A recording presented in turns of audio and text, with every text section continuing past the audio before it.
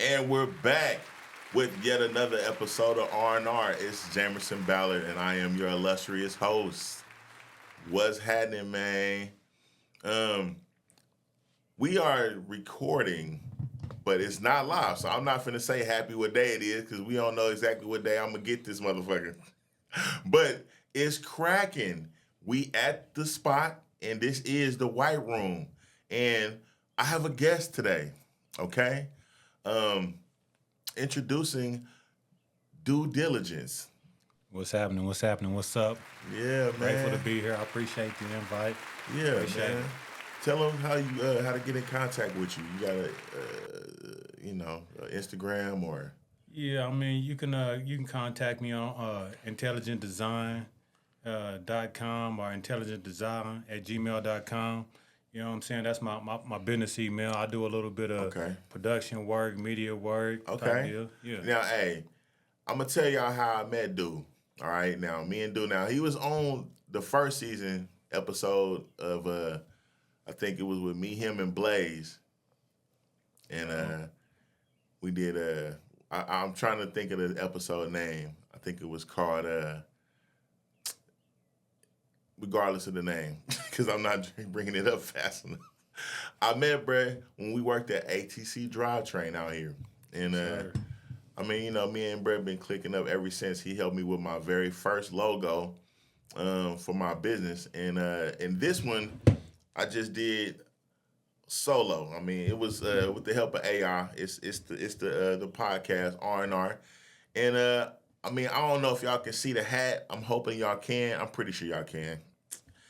It's Pride Month though, so for all of y'all who It might is have Pride been Month. offended by my hat, it's not to offend, okay? And it says, "Make America Straight Again." You hear me? Now, I'm not anti-gay. I'm not against gay people, not in the least bit. But I definitely am pro-straight. And so if you want to holler at me about getting a hat or the shirt, please hit my line, DM me on Instagram at It's Jamerson Ballard, and we'll chop it up on how I want to get it to y'all. If y'all in state, it's gonna be definitely a lot easier. I'm in Oklahoma City. But for you that are out of state, we can figure it out. I haven't had any out of state orders yet. But yeah, and I got an Etsy store. I gotta light that up. But we'll get to all that soon and very soon. Right now, we're gonna deal with today's topic, which is the beginning. Is this the beginning of the end for America? All right, which is it's kind of serious, but I mean, I'm gonna light it up. I'm gonna light it up. I'm gonna lighten it up some because it's real. All right. Now, is this the beginning of the end for America? Have you heard about any of the things that's going on as far as like the petrodollar?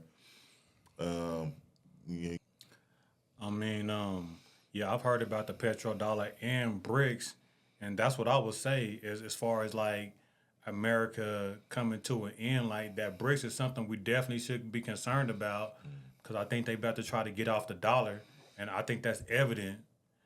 And but at the same time, I feel like you know how they had the scandal with the banks and they said the banks is too big to fail. I think the same thing about America. I think America is too big to fail. I think they are attacking us economically, but at the same time, we got a lot of billionaires, we got a lot of millionaires that can do a lot in the private sector. That don't mean we shouldn't be worried, because we're gonna have to put our faith in some men. We're all gonna have right. to. Now I'm gonna go into some things that have happened in previous civilizations that have made like large empires crumble, just to kind of give us uh to see where we are as a country, right? And if we are on the brink of collapse, right?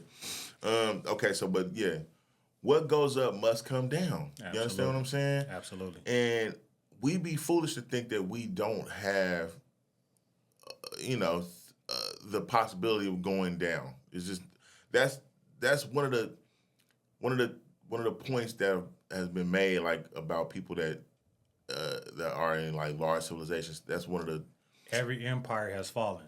right, but that's one of the symptoms I would say. Okay, so all right, so there's a severe lack of imagination and creative vision in this country, in my opinion. And this is one of the things that has made this country great is the fact that we've been really innovative, especially in the earlier parts. You know what I mean? Because Absolutely. automobiles, uh, railways, Computers. I mean, and that's just the newer Telephone. stuff that we got. But like the infrastructure of this country was a lot of things that happened that was scientifically and engineering wise like the first. We were first. We're cutting edge with that. We don't have a lot of exports as far as that anymore. Now we do have people like Apple and things like that. You know what I mean? Which is probably providing a lot more jobs for areas like China or whatever, because that's where things are made really cheap, which is why we probably owe them so much money. But it's the fact that the petrodollar is probably one of the only things that are keeping us afloat because our stronghold on the oil and gas industry. You know what I'm saying? But I think, let me see. I don't want to get too much into it like right off, but that was like one of the things that I'm gonna talk about like later on. But let's just deal with this right quick. Okay, so have you heard of creative vision? Creative vision. I'm reading a book. Absolutely. Not the book, but I know what creative vision in general mean. Right. Okay, so we have imagination, right, and then we have creative vision, and I'm gonna touch on some things that are like the difference between imagination and creative vision, right? For those of you who are like wanting to understand like what the difference is, because imagination is important and we kind of lacking in that. You know what I mean? Like because of computers and things like that, we just don't have a lot of the comfort that we have here.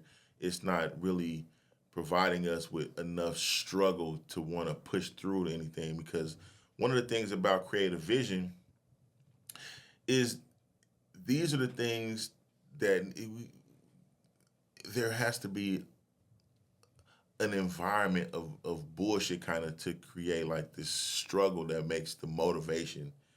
You know what I'm saying? For people to want to create businesses and do new things, but they don't really have a lot of that going on because we've got an abundance of everything, right? So, okay. No, absolutely. So a lot of creativity come out of adversity. Yeah. Creative vision is what is responsible for all human progress in all civilizations since the beginning of time. Desperation can be the spark for motive because of a definite purpose. You understand what I'm saying? Absolutely. So when you have something like a parent or a wife or a spouse that maybe, Lord forbid, can't hear or can't see, and you like, well, I want my kid or whatever to be able to see, but they can't. So what? There's the motive right there. You have this purpose to try to create. As a guy that created a glove that translate braille into speech. You understand what I'm saying? But maybe he had a relative or somebody that he loved that can't hear or can't speak. You know what I'm saying? So Absolutely. It's like, or can't see, but they want to be able to. You know what I mean? So it's and they were having a difficulty reading braille, but it's just those kind of things that we don't necessarily experience as much in this country, which we kind of take for granted. All right, and so these are some of the things that drive creative vision to become a business or something that we can actually a tangible thing, because like I said, we have tables, we have cars, we have airplanes, we have all these things, so, but slaves created a lot of that, because if you was outside cutting grass with some scissors, with a sickle, and you feel me, in the sun, you like, man, there's got to be an easier way to do this shit. I can't do this like this too much longer. You know what I mean? Motherfuckers running into each other, and it's like, okay, well, we need to figure out some kind of system. Stoplights, we irons, doorknobs, telephones, you know what I mean? Like all these things that started as just something that somebody thought of at a lag.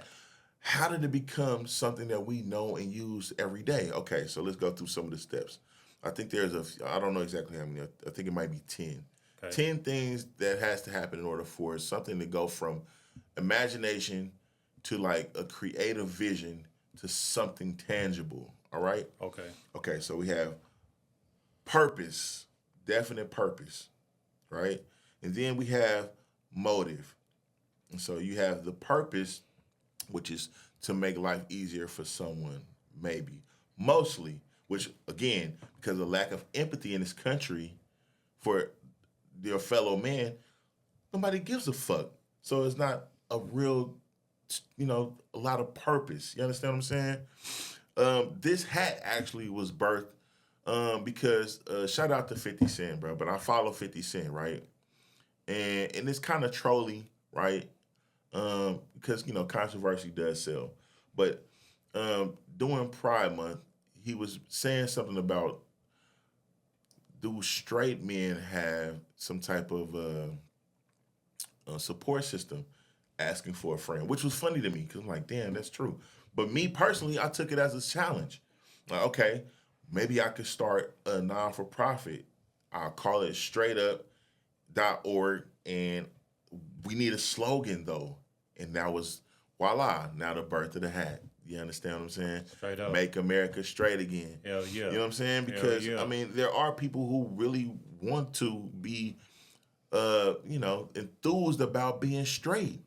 We got Pride Month, and that's well and good. You know what I'm saying? That's lovely, but we don't have a flag. We don't have a day. We don't have a month.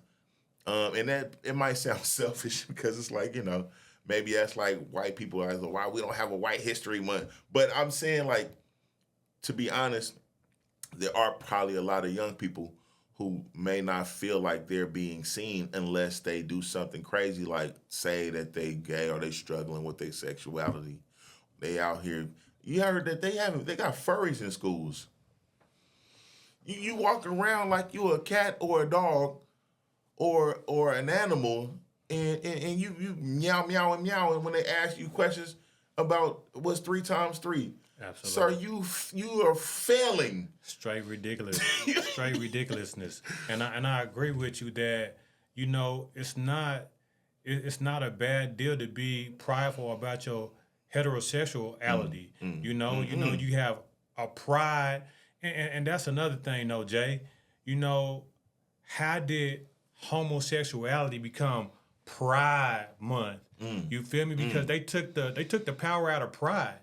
You know what I'm saying? So now when we talk about pride, it's associated with gayness. Homosexuality, that's, you know what I'm saying? Crazy. So, we do need to insert some pride back into, being straight. And so I dig that hat. That's for sure. Man, I appreciate that, man. And like I said, it was, at first it was just something, but then, okay, let's talk more about these steps. Okay, so purpose, right? And then we have a motive, okay? Without purpose, you're not really gonna have the strong enough motive to want to get to this next point, which is obsessive desire. Okay? And obsessive desire is not just like, that's not something you're gonna come up on when you just wishing. You understand what I'm saying? Absolutely. You wish that things were better. Okay. But what are you gonna do to change it?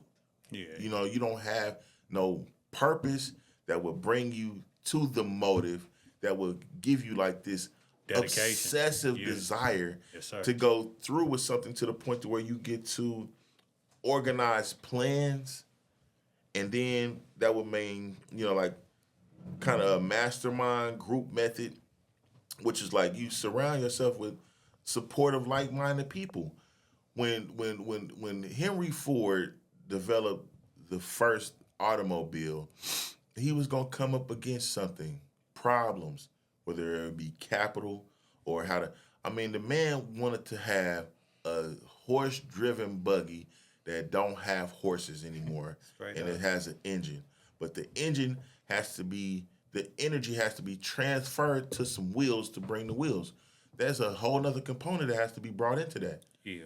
How can you imagine something that is not there and convince people that this is something that's going to happen? It was a guy that Carnegie was saying in the book, okay, because I read this book. I'm reading a book called Owning Your Own Mind by Napoleon Hill, which has become easily one of my favorite authors, with the exception of maybe like Robert Greene and Deepak Chopra. 48 Laws of Power. Right. Who was the third author though? What is it? What did he write? Napoleon Hill. No, you said that the last we Deepak said. Chopra. Yeah, what did he write? Okay, Deepak Chopra is like this Eastern philosopher who deals with like things. He's got a book called The 7 Spiritual Laws of Success, which kind of sparked me onto this, one of my journeys. I'm a devout Christian. I mean, I believe in God and Jesus Christ, but the idea is not lost upon me that I can't derive inspiration from other, cultures and things of that nature, right? Absolutely. Because, had not been for somebody like, what's the name of the guy that was out in India, that Martin Luther King derivative his inspiration. Gandhi. Yeah, Muhammad Gandhi. You know what I'm saying? So, I mean, it would behoove us to look beyond our, right in front of us. You understand what I'm saying? Absolutely. So, anyway, I read books. I know that probably sound crazy. You see me, I look like a thug. I look like probably somebody in NWA right now. That's cool, but I read books, motherfucker. Read a book. If you're a rapper, you want some new words. Read a book. Read a book. You heard it here first. I mean, you should have been heard. I mean, we grew up in an era where, reading, it wasn't necessarily the coolest thing, but we did have somebody that was pushing shit like LeVar Ball. Was it not LeVar Ball, but Burton. LeVar Burton. Yeah. Reading Rainbow, right? So, I mean, we had incentive to read books. I don't know if you was old enough to remember this, but remember when we used to go to they had these little Pizza Hut coupons. Like if you read a book and you did a report on the book, right? You get like a free personal pan pizza to get you, you know what I'm saying, Absolutely. to get you going. You feel me? Being broke and like hungry was kind of like the motive to me to like read more. And I desired to know more, and I like to being good at reading. But can I speak to that before you move forward? Please. That is a absolute imperative point, and that's what I teach and preach to my son is to don't do the bare minimum. My son just graduated. Congratulations to my son, Julian. I love you. Claps, you know what I mean? And I teach my son to keep teaching himself, because if he don't, who will? I mean, I'm going to, but he's going to the military, which that's a different discussion. But I want to bring it across to the people that don't just depend on the TV to give you information. Don't just depend on Facebook to give you information. Like my big bro said, read for yourself. Compare and contrast information, and just apply yourself. You know what I'm saying? Like, after high school is not the end of your education. So I agree with you 110%. After high school, continue to teach yourself and to grow. I've always been the type of person, 90% of your learning is going to happen outside the classroom anyway. Yes, sir. If you're the type of person to only, do what is required of you in the classroom, they're giving you the bare minimum. You know what I'm saying? It's up to you to use that to build on top of, you know what I mean? So, some people are just a lot of just do enoughers in the school system right now. It ain't really, and we'll talk a little bit more about that too, because the mastermind group method is where you kind of, surround yourself by supportive individuals, and then you get to the point to where you have this thing called applied faith. Now, they say in the Bible that faith without works is dead. But when you get so much faith that you actually decide that you're going to take action, because failure is almost not even an option. You can't even see the failure. You're going to try this because what's there to lose? It has to be like a level of desperation on the point to where you get to this thing called unrelenting persistence, which is where you can give somebody like Harrison Ford an award for that alone, because I'm pretty sure Brett came up against so many different, just for one, people are doubting that this is going to be something that even works. Nobody's ever seen it before. I can't tell you how many people doubted the fact that this hat would even work. By the way, I ordered 5 just to see how they would turn out and how it was. Brett, I'm already up. I got a person that wants 20 of them immediately. Yeah. Just on the strength that I was willing to try something. And the shirts we got, hey, but at the same time, this is something that some people can get down with because they see, even if it's not something serious, it's just kind of funny. Now, again, it's not intended to be offensive to anybody. I am not anti-gay. I'm definitely just a pro-straight individual. But it's something that's necessary, you know what I mean, in order for, because look, if you gay, that's fine. But you did not get here because of homosexuality. In order for this society to keep going, a man and a woman had to get together, or a vagina and a penis, or some sperm and an egg. However that happened, even if it's in a petri dish in the doctor's office, those two things had to come together in order for life to be here. You understand what I'm saying? And in order for life to keep going. Right. And so it's like, I don't know why homosexuality is being pushed so hard, but I think it's mostly because of maybe there is something to do with population control. They're kind of irritated with the fact that, and it's kind of like it's pushed on us, particularly, specifically, because we, for whatever reason, are considered undesirable to some or the powers that be. But it is what it is, man. We're gonna keep pushing. So we get to the point where we're at unrelenting persistence that this thing has to happen. And then I'd like to add the application of the spiritual law called hypnotic rhythm. Now, do you remember when I talked about hypnotic rhythm at all? Absolutely. Okay, because another book that I would encourage anybody to read is called Outwitting the Devil. Again, this was by Napoleon Hill. This is kind of what started me on this Napoleon Hill thing. He hard. Bruh, hard. Didn't he write books, Rich Man, Poor Man or something like that too? Think Rich, Think and Grow Rich. Okay, that was that's the one. But these weren't even books that were written in the 2000s. They was like written in the beginning of the 19th century. Yeah. Like these were like 1920s books. They still relevant today though. Right. And the hypnotic rhythm thing is just once it's like inertia. Object in motion will stay in motion, but an object at rest will stay at rest. You ever slept too long all day and you just want to sleep the rest of the day? You don't want to do shit. But if you done been going all day and you get home and you finally supposed to sit down, it's almost kind of difficult to stop going because you keep finding other things that need to be done. That's how it is when you start on your journey to get some money or get into some motion. You're not gonna want to just stop. It's hard to turn it off. You know what I'm saying? Like I get to a point where I'm not doing what I do for a living, and I get home and it's still on. It's still on. I'm still, you know what I mean? So once you get into the vibe of doing things that are productive, it's going to be very difficult for you to stop doing those things. But also, if you get into a habit of losing, it's going to be hard to stop doing that. It's going to be hard to stop looking at your life and things that you're going to lose. But this is some of the things that I think needs to happen. And these are some of the symptoms of collapse in our society. So I'm going to go over some of these. And I'm trying not to make this portion too long, right? But this is kind of like a double episode because I've been kind of off with this whole thing about recording the new studio thing and editing and stuff. So I'm not able to do the lives.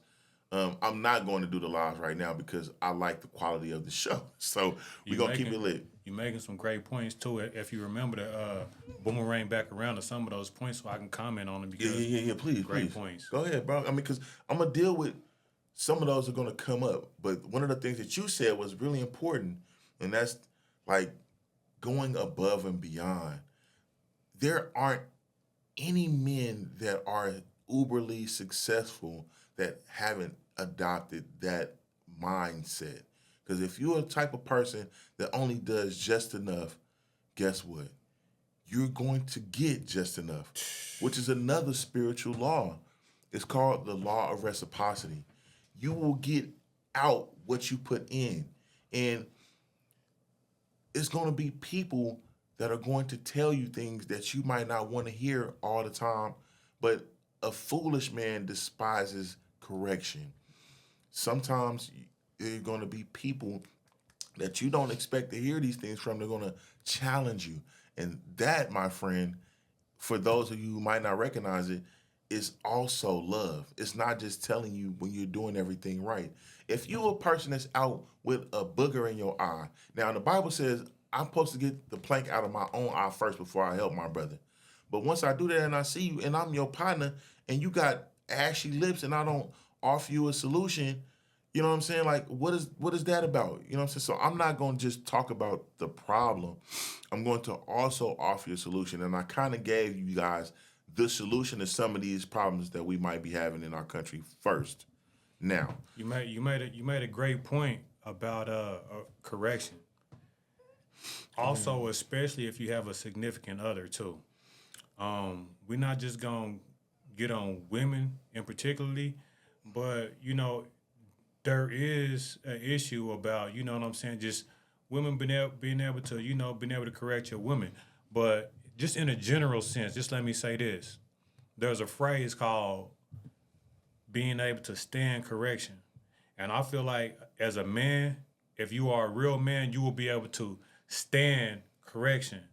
You know what I'm saying? Be able to take constructive criticism. Anybody that can't is not a mature person and is not an adult. So don't be so quick to get offended if somebody is trying to tell you something that's contrary to what you believe. And it may not be a correction, but be able to listen and take in the meat and spit out the bone. No diddy. Yeah, you know what I'm talking about? Not for real. So go ahead. Because they're supposed to help you. If your friendships and your relationships with people are directly tied to your success. If you marry a woman, and I mean, I used to have this younger guy ask me like, man, she tells me. I mean, of course, you don't want to be told some things, but the type of woman that you have should be able to make suggestions to help you with your life. This is her job. That's why you hired her, to make your life easier and to make your life better. Well, and to challenge now you preaching. Because you know what I'm saying? I've heard some guys that shit. Say, like, once you decide to stop growing, you're boring. You're going to bore a woman to death, bro. You can't ever stop going. You got to keep going. Man said, what do you do with a puzzle once you're through with it? You put it back in the box and you work on something else. So as a man, in order to keep a woman intrigued, you ought to be always growing and maturing and adapting and changing and developing into more and not get complacent or comfortable. That's one of the biggest problems. Okay, so now we're going to list the symptoms of collapse right quick, okay? Thinking we can't fail is one of the biggest ones. Thinking we can't fail means that we get complacent and we're comfortable with the way things are, and we think that we're the superpower, that nobody can ever harm us and we don't need to develop anymore. And as a man, if you become the type of man that feels like I can never fail, you become this 40, 50-year-old guy who just keeps getting fatter and fatter. You don't work out. You don't change anything.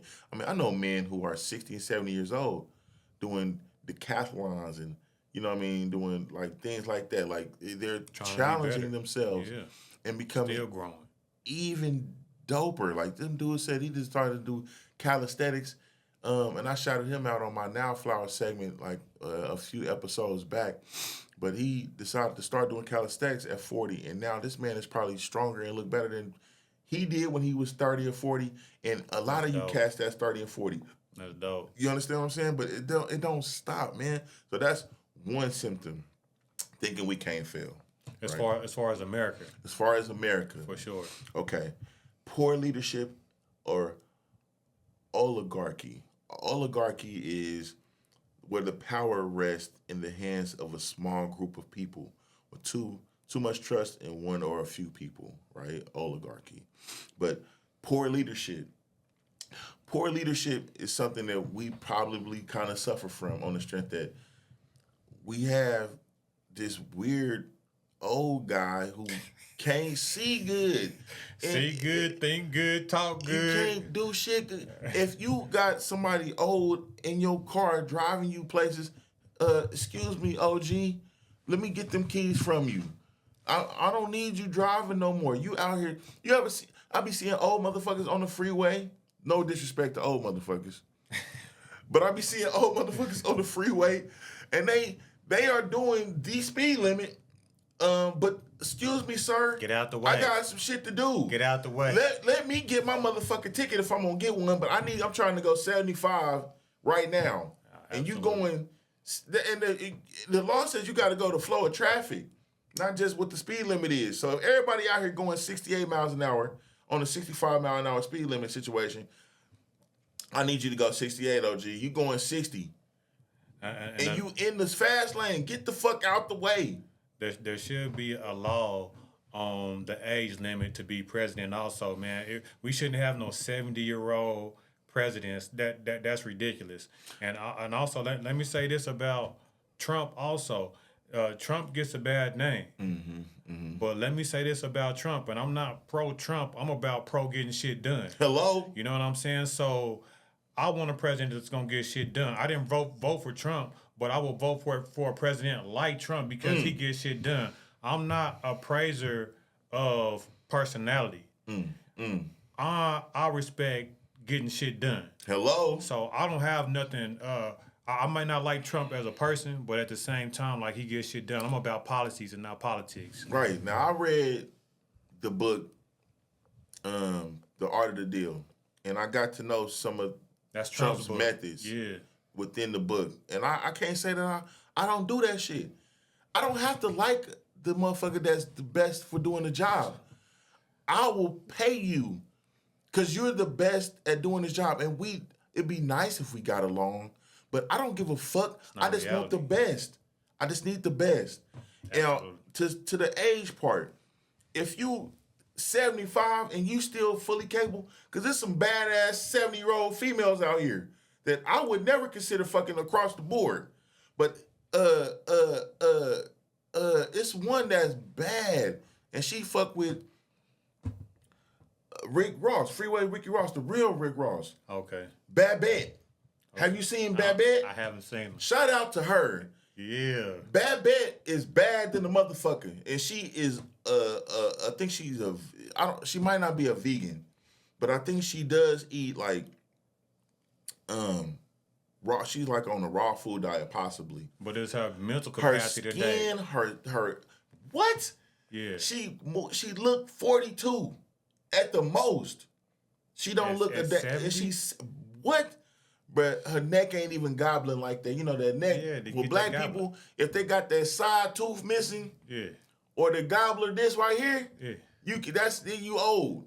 That's how you can tell how you can't. They say we don't crack, but I know how to tell how old you is. You might get that gobbler or that crack tooth back you got that crack tooth when you smile a lot, like hard that back tooth gone. That nigga over 40, fam. Straight up. That nigga over 40. He ain't even taking care of his teeth for real.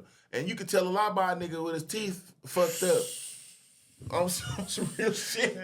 Motherfuckers don't take care of their teeth. You know what time it is. Bro, come on now. That's You ain't got no. do. Hey, bitch, you ain't got no back teeth. You need to drink some milk, baby, or get some calcium in your life. Now we be calcium deficient probably because we lactose intolerant, but you can get you some coral calcium for sure in your life. For sure. You know what I'm saying? Anyway, she don't got the neck hanging. Her arms, I don't know. The back of her arms is probably a little, you feel me? But for the most part, she's at any rate, I'm not going to go with the age thing altogether. If you're incapable, you're incapable. Get the fuck out there. You 50 and you incapable. You're not fit. You're not fit. It's some 50, 60-year-old niggas that's out of there. Excuse me. I didn't mean they're out of there. And it shows. And look, bro, I'm telling you, the dude I was just telling you about, he damn near 70. He doing calisthenics, he doing push-up, pull-ups, and all that shit at the park. But bro, look, got six-pack, eat fish, all that shit. He good. Ready. But he's sharp, and he understand one thing. Like, I can't get comfortable with the way things are. I have to keep going, which is one of my hashtags. Shout out to me. Oh yeah, shout out to a couple of our sponsors. One of those being Kicks. Thank you for the spot and Beat Down hosting us here. We appreciate that, man. Get in touch with Brent on Gmail so you can get you a slot at the spot. You hear me? And the Velvet Tiger. So if you indulge in hydroponics and you have your license to smoke in this state, go holler at them. They're on Reno and MacArthur. Get you some. Anyway, poor leadership and oligarchy. Now, oligarchy being the fact that we put too much trust in a small group of people, and there's a lot of companies that are kind of running things, although out here monopolizing is against the law. They have done things Per se. to make it still where they're still in control. People like Rockefeller, who controlled the petroleum industry, who also made that part of the medical industry and all these other things. They're just, it's too much. And we are kind of in that bracket. So that's one thing I think. Let me speak to that before you move on. So, yeah, I think the fourth branch of government is corporation, and corporation does have a lot of power.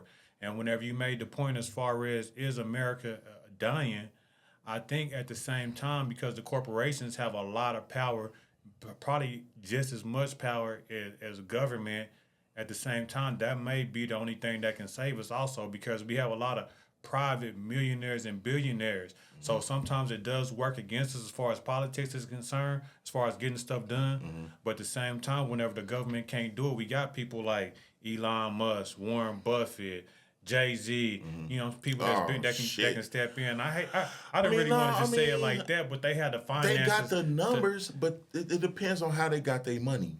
I like to think that, people in that genre of, or that are that high up with the bread, they didn't get their bread by giving it away, a lot of them. So I don't expect for them to give us nothing. I just understand that sometimes this government is so complex in a way that it makes things difficult. And that's another one of the things that are a symptom of collapse, right? So first, we'll go with overspending. Now, $38.64 trillion in debt. What the fuck? What the fuck? Who the fuck came up with that shit? Now, with the collapse of the petrodollar and the formation of BRICS, Brazil, Russia, India, and China, and South Africa, right? Mm-hmm. The new payment system, Saudi Arabia just ended a 50-year petrodollar deal on June 9th, 2024. So the Prince of Saudi was like, yeah, nah. We've been making a lot of money off petroleum. And, Saudi got it. I think the only other place that got more than them right now is like Venezuela. And we don't got no deal with them. You know what I'm saying? That's right there by Brazil. So they probably like, okay, we're going to rock with y'all. At any rate, these are all things that come into play when you have what is called worldview, because, and that'll change your view on like how valuable our dollar really is, knowing that the one thing that we had over the entire world is the fact that they would have to damn near use our dollar in order to purchase oil, or they was using it in exchange. Facts. But they're not doing that anymore. And so we got to kind of figure out what we need to do in order to have another export of something that's going to be worth something that the world will want. I think besides attention or music, right. Because we do got music, but we don't, as a black community, we don't have control of it. Yeah, I definitely think BRIC is they definitely band together in order to come against America. I think that's evident. Like whenever you have the other world powers in the world come together and say, we a clique now, that's a clear signal. So my thing is America resilient enough to withstand that? And my hope and my faith is that we have enough people in the private sector in order to combat stuff like that, because that's going to affect us economically, whether we want to adhere to it or not. Like they coming together to affect us economically. So the thing is, what can we do economically in order to sustain ourselves. And I think what another big thing is, which is a big game changer, is AI. AI is going to allow people to have different alternatives and different options to do different things. Things that we thought was never possible with supercomputers, quantum computers, AI. We're going to have different alternatives. I think a lot of all this resource snatching that we going snatching up people's land, snatching up people's minerals. I think AI may be able to work around certain different things. And as far as labor concerns, we're not going to have as much labor concerns as once we had. We create making food. Now I don't know if that's a good or bad thing, but it's being done. You know what I'm saying? War is not going to become as much prevalent as it is now. So I think that it just depends on how resilient America is, and I think that we're pretty freaking resilient. I mean, we as a people in our spirit, I mean, as far as us, I can't speak for all the groups of people. We are resilient as fuck. As far as foundational Black Americans, we are resilient as fuck, but we don't own anything. And we could probably put this country on our backs and bring us around, right? If they allowed it.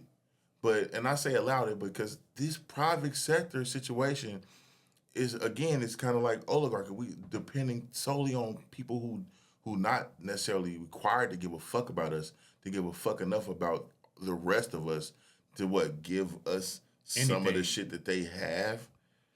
Do you drive past a homeless motherfucker and feel like, you know what? I got all this money.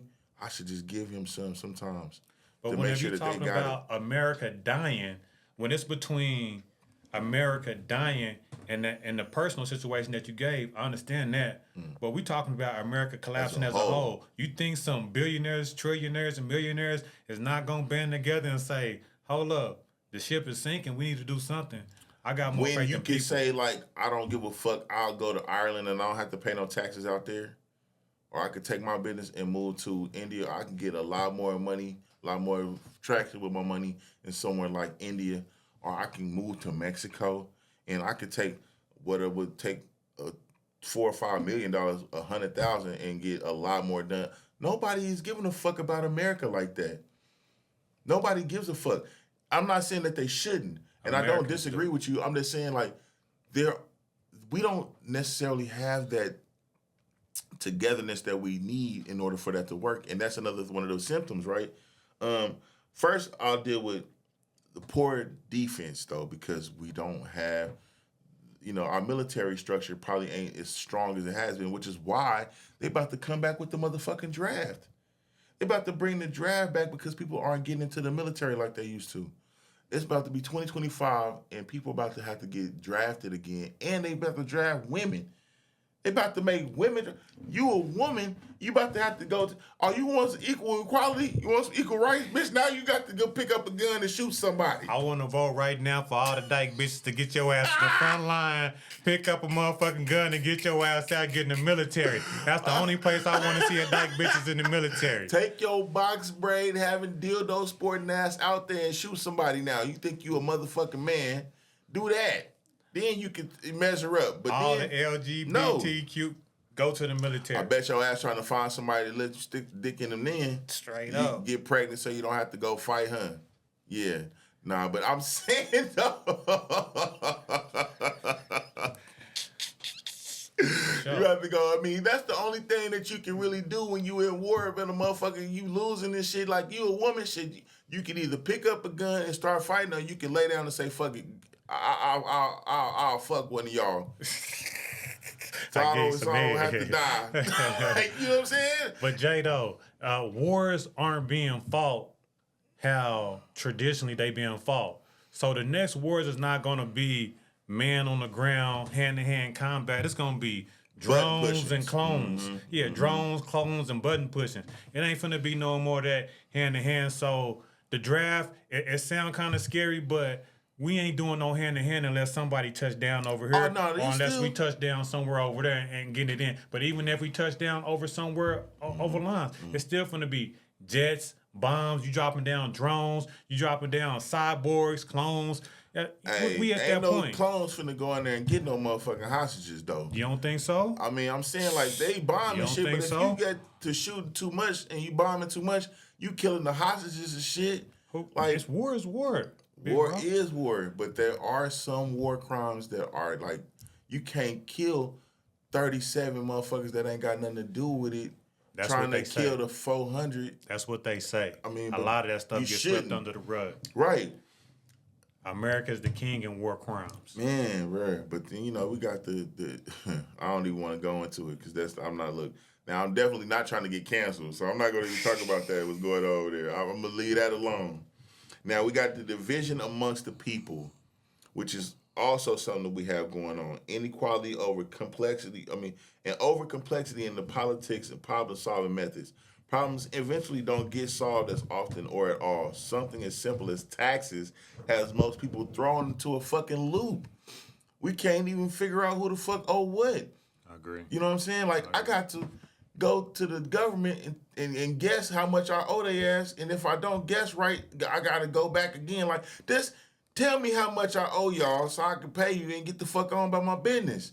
Why is it that I got to fill out shit and guesstimate what I might owe y'all, and if I don't get it right, I get penalized and shit? They don't teach taxes in school. Which is another bogus. They don't. So if you a nigga that think that you got it all together, you know your ABCs 1 through 3s, and you graduated from high school, but you don't know how to do your taxes, it's weird. Bogus. So I don't think America wants us to know certain shit. Absolutely.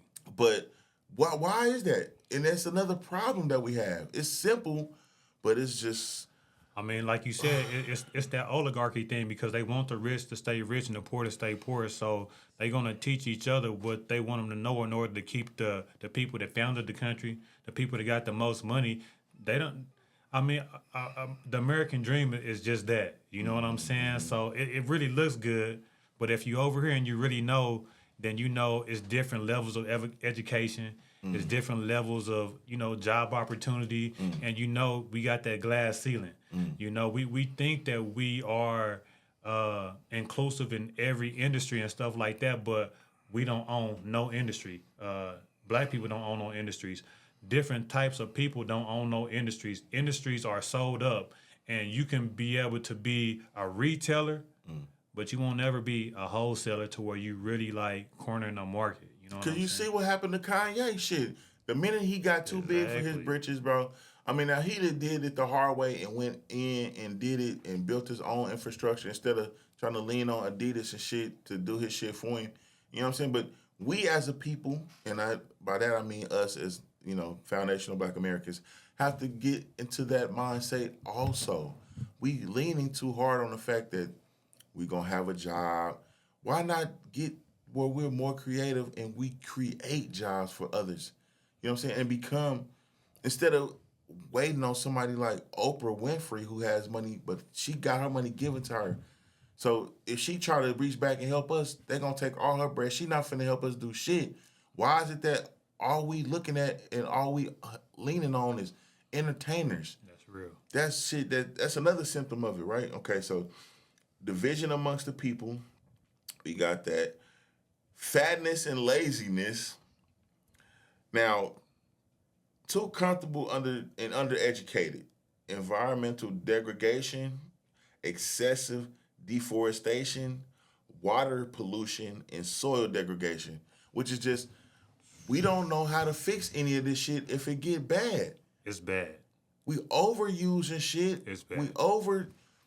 The soil is fucked up. It's bad. I ate a banana not too long ago. It didn't even taste like nothing. It ain't no nutrients in the ground. The shit tastes like water. Man, if it's they didn't disgusting. make it.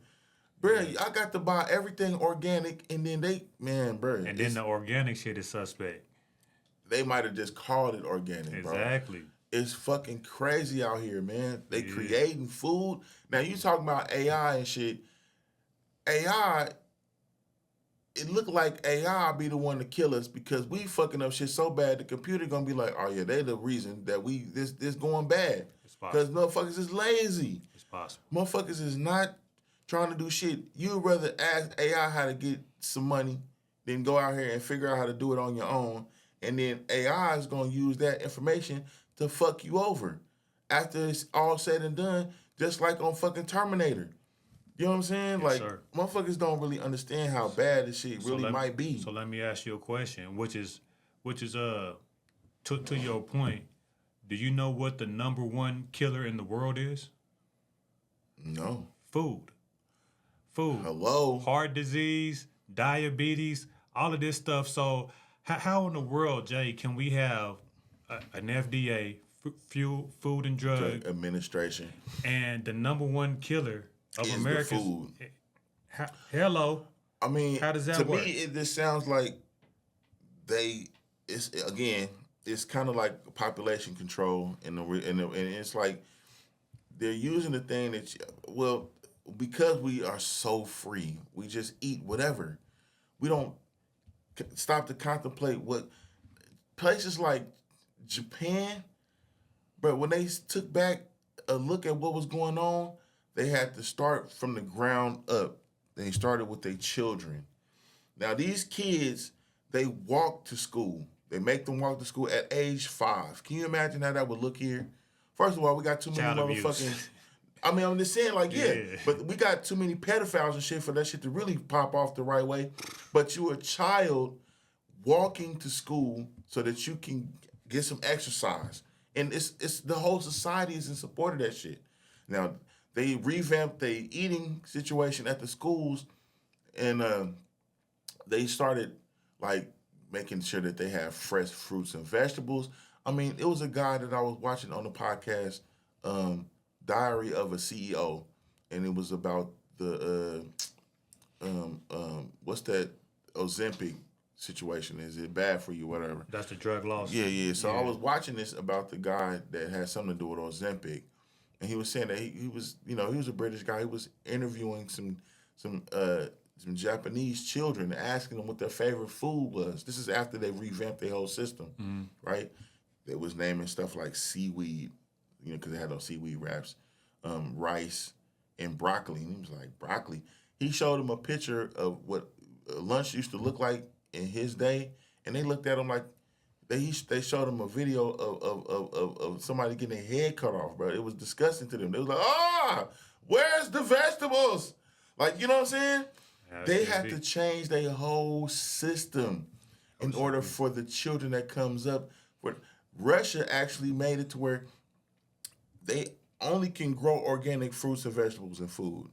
You know what I'm saying? Because they understand how important it is to have a healthy society, because they are up against us. And we are just out here comfortable as fuck, not understanding, although we have all these guns and drones and shit, we still have to have somebody to operate that shit. Absolutely. And if the motherfucker can't bend over and touch his toes or tie his boots up, he's useless. Absolutely. And he's too thick, you know what I'm saying? Like, anyway. It's sad word. Laziness and fatness. So no moral code, and your word is worthless. So we have that going on also. Because frivolousness, hedonism, which is the pleasure-seeking, self-serving. Oh man, can we speak to that? Go ahead. Yeah. That's what you okay.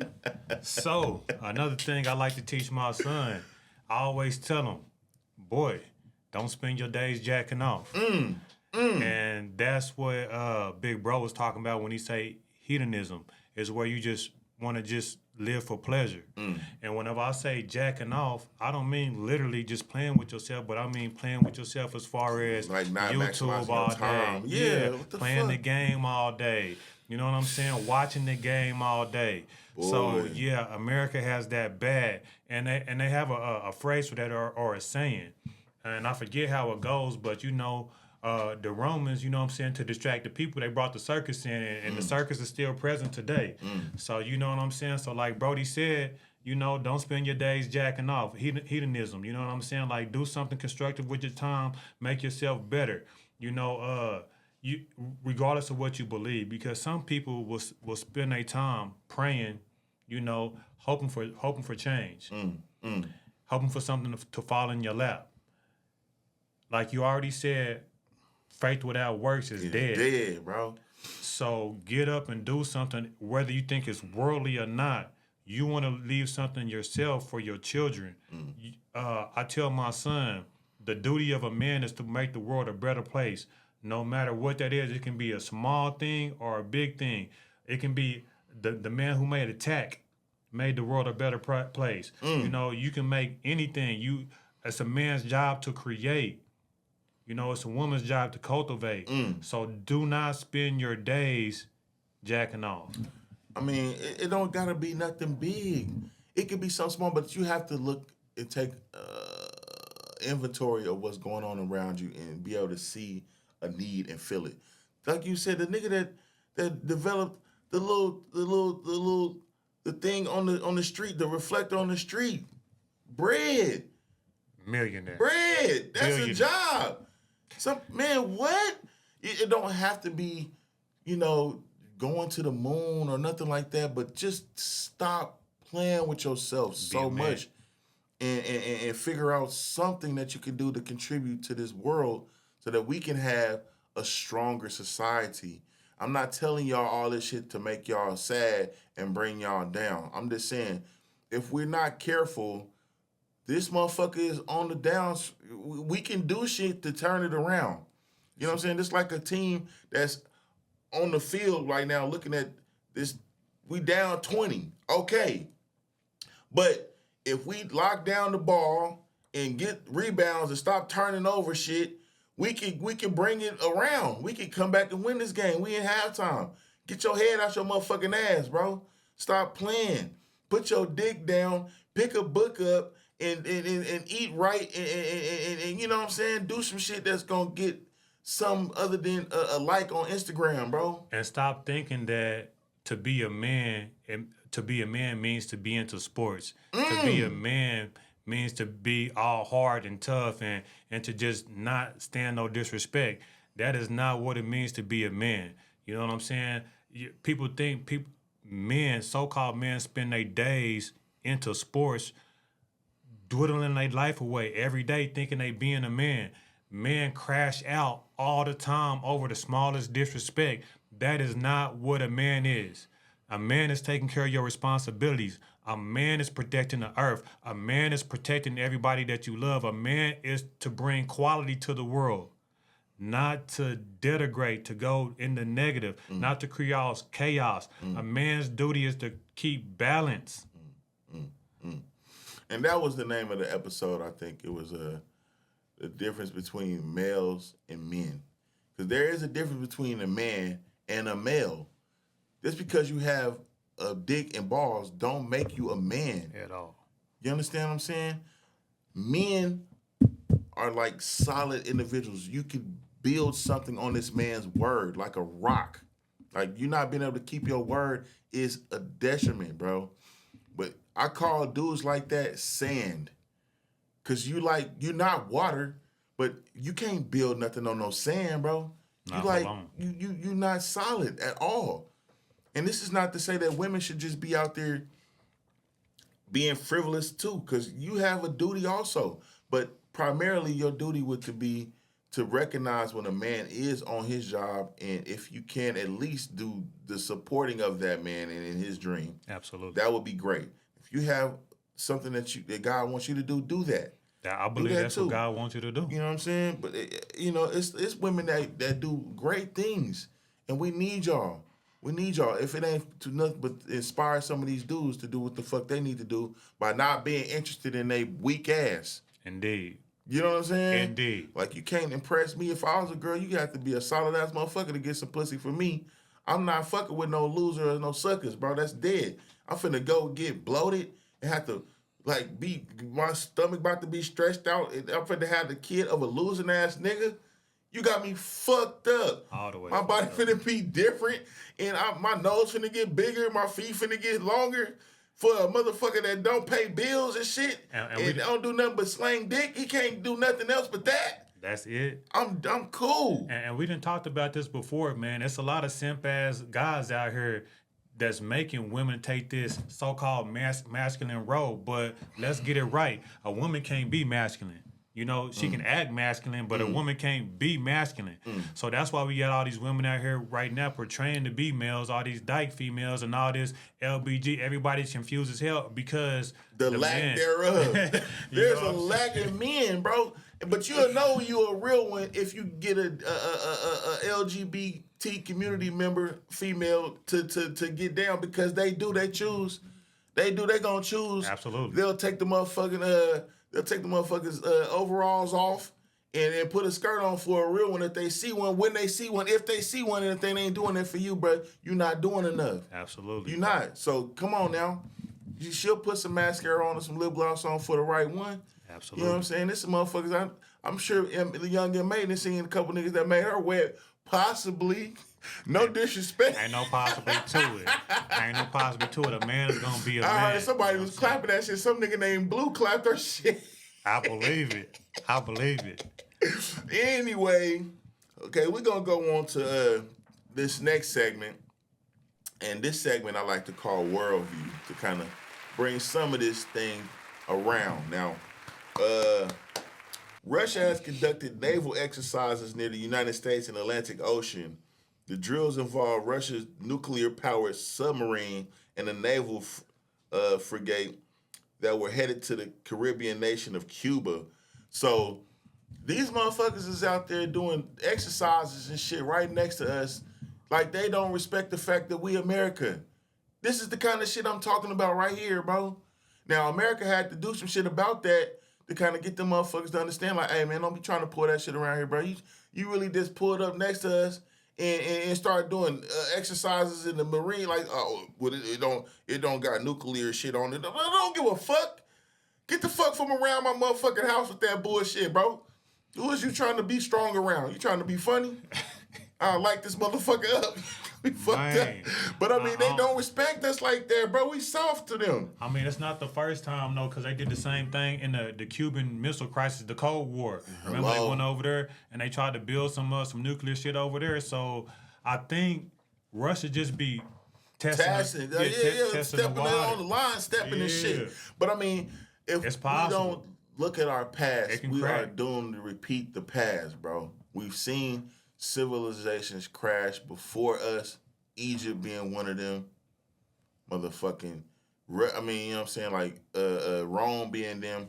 I mean, it is so many different symptoms that we kind of like, I just named off like 8 or 9 things, and we, like 6 or 7 of them was easy. Yeah.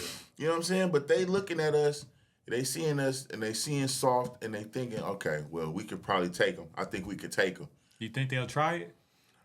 I don't think they really want to take it all the way there, but they don't want to feel like they ain't shit. Kind of like a short motherfucker. Absolutely. You know what I'm saying? Like, they see a motherfucker that look like they could do some shit, like, I'm cool too.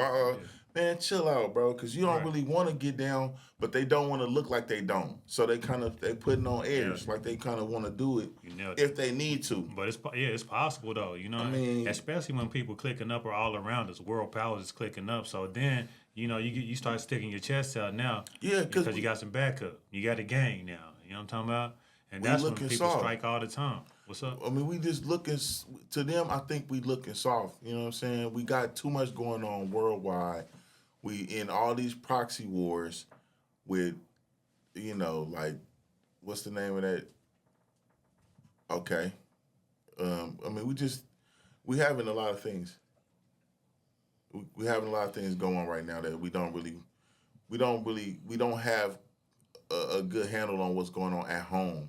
And we got to take care of home first before we can take care of everything out there. Now, I'm already knowing this show is gonna go long, so I mean, if y'all still here, I appreciate it. But I'm willing to go over an hour. I mean, that was just kind of the thing. Okay, but that's fine. We hold on, just pause it or something. No, it's a lot of stuff that needs to be tackled, but at the same time, man, we still want to keep it kind of light and fluffy on the level. So if y'all been with me through this, I hope y'all ain't getting bored. But it's just like, you know, I like to handle the business first, and then we can get to the bullshit. You know what I'm saying? Like, I like to handle the meat and potatoes, and then we can get to the desserts. You feel me? So how is it that you feel about any of that shit. Is there anything that you want to kind of rehash before I move on to this next segment? You made a lot of points, man. I think I got everything out that I need to think that I can think of.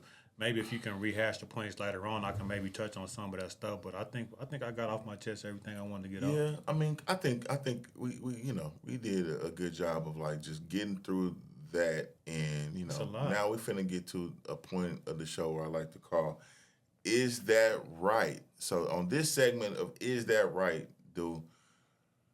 we like to just go over some things that are going on, and it's kind of shocking to me, right? Because that's why I entitled "Is That Right?" Like, damn, for real. All right, so this part, have you heard about Boeing? No, I haven't heard about Boeing. All right, so you haven't heard about the planes and how Boeing planes have been falling out the sky and doing dumb shit? Yes, like, are you planning on going anywhere? Because this part, you might want to kind of check on your listening ears. And for all of y'all that's going somewhere, I would suggest strongly that you don't fuck with no Boeing planes. What they own? They own bullshit. Yeah, they falling out the sky. Thank you for asking. Well, no, I mean, one incident was like a door fell off. Can you imagine how it would feel if a motherfucking door fell off your plane while you was on that motherfucker? I'm just gonna die. Man, what else I'm gonna do? What are you supposed to do when the door fall off? Landing gear not working right, shit like that. Oh, no. So if all of y'all have been listening to my show, I'm telling you right now, if you got a flight to go anywhere, what you want to do is get on Kayak. Kayak.com. They'll tell you right now. Now, they got some funny-ass commercials. I fuck with that one with the lady that's a scarecrow. And she was like, I'll do it myself. Hey, nigga, I thought you said get on the kayak. If you planning on getting on the plane, take a kayak instead. Get on the boat. Drive. Don't go. Fuck it. Definitely not a boat. A train.